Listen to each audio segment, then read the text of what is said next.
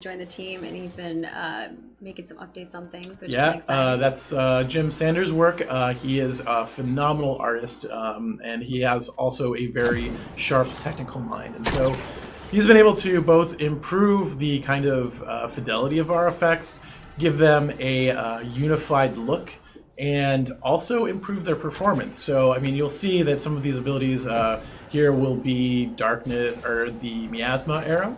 And you'll see the tentacles coming out. Yeah. And this effect looks so much better than our previous effect, and yet it is far more optimized. Yes, it is far more optimized, and not only that, but these effects again are kind of first pass. They're still going to get additional passes before the MMORPG, where we'll take into consideration, in an MMORPG you're going to have potentially 500 players on the battlefield casting these types of effects, and we don't want them to be very explosive or overwhelming. Yeah. Exactly. Not only to take into account that the way we're structuring our effects is going to have some scalability on the client side, that they can scale down these effects if they want to as well.